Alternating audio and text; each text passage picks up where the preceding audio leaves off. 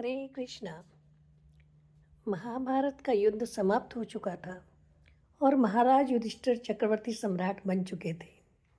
लेकिन फिर भी महाराज युधिष्ठिर प्रसन्न नहीं थे। उनके मन में बड़ी उथल पुथल थी। उन्हें ऐसा प्रतीत हो रहा था कि मुझे राजा बनाने के लिए ये जो विशाल नरसंहार हुआ इसलिए वो राजा बनकर भी तुष्ट नहीं थे, संतुष्ट नहीं थे।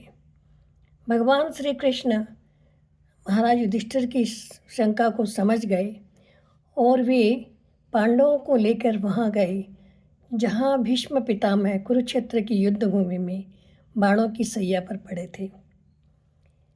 भीष्म पितामह ने महाराज युधिष्ठिर को अनेक प्रकार से उपदेश दिए और उन्होंने कहा, ये जो कुछ भी तुम्हारे साथ हुआ है ये भगवान की योजना है।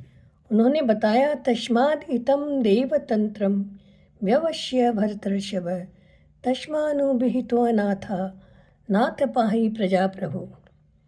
यानी कि हे युधिष्ठिर, हे भरत वंश में श्रेष्ठ, ये जो कुछ भी है श्री भगवान की योजना है और इसे स्वीकार करो और इसे पालन करो।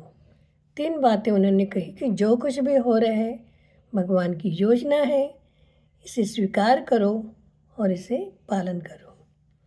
तो यहाँ समझ में आता है, हमारे लिए भी ये इंस्ट्रक्शन होता है कि हमारे जीवन में जो कुछ भी घट रहा होता है हमें विचलित नहीं होना चाहिए, उसे भगवान की योजना मानकर स्वीकार करना चाहिए और उसका पालन करना चाहिए।